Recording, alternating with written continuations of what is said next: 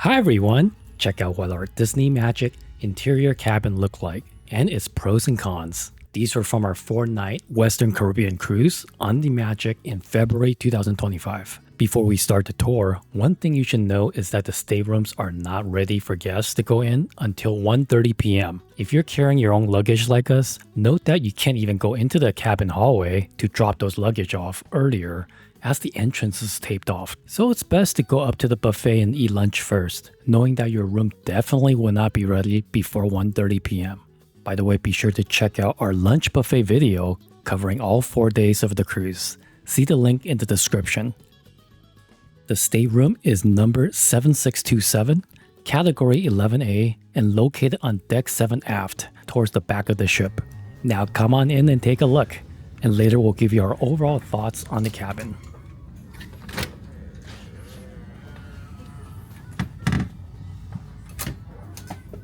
The bathroom is to the left, and we'll take a look inside there first.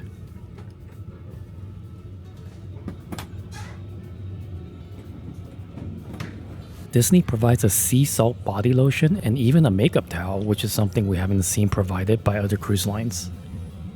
Water pressure from the sink is good, though the basin is very small. To the left here is a 900 watt hairdryer and a power plug for shavers. Tissue holder here, but please feel free to ask your room steward to provide extra tissue boxes for use bedside, which is what we do.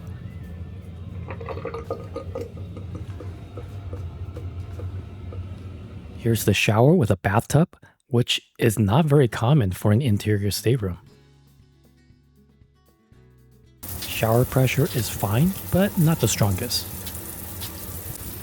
They use a shower curtain, so it would have been nice to have a door instead, but having a door for an inside cabin shower is pretty rare for most cruise lines.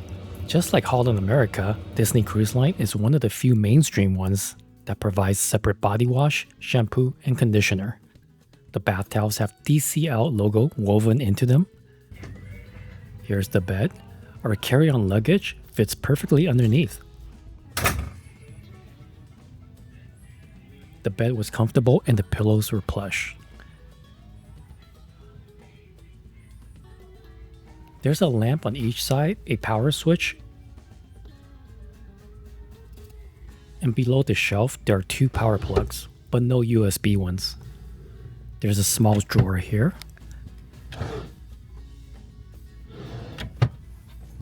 Here's a look of the cabin from the bed area. If you're on your second Disney cruise or more, you'll find these free Disney Castaway Club gifts on the desk. Oh, that's pretty cool. Oh, that's a free nice gift. Huh? It's like a badge of honor. Bring that to the Oh, Royal no, Caribbean. like this. There you go. Yeah. All the cruises. They will love you for that.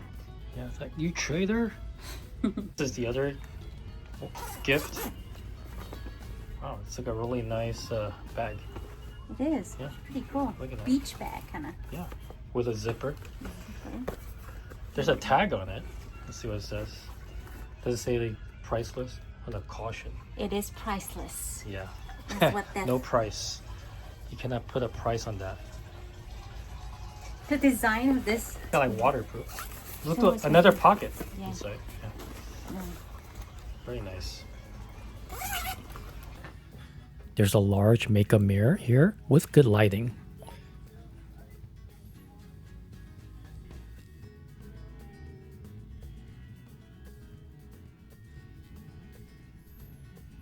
There are plenty of drawers for storage, and it's a nice touch that they're slow close.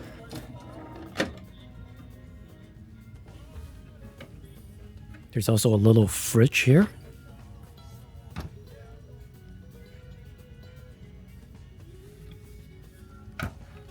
This drawer has stationaries and photos, which you can keep. And here's the room service breakfast menu.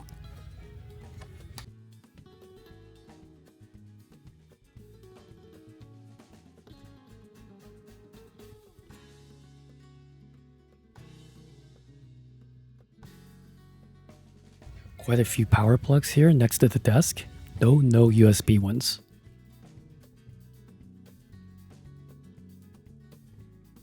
This is the flat screen TV, which is pretty small and kinda outdated. Here are the channels we saw and what the on-demand streaming content looked like.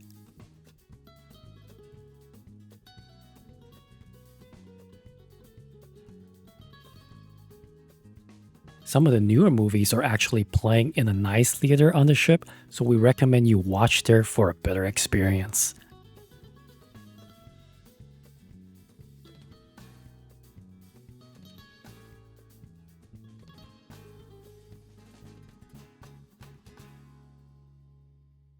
There's more storage in the cabinet above the TV. The closets are pretty decent, typically sized. Here's what Disney charges for laundry.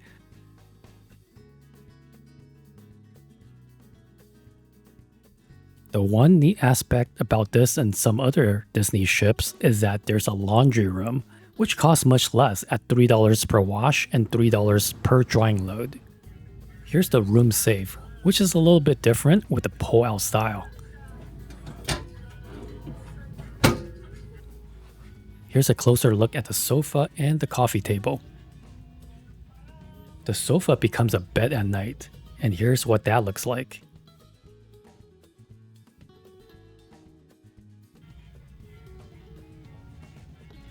Here's the thermostat, easily adjustable, and the room had no problem keeping cool in the Caribbean.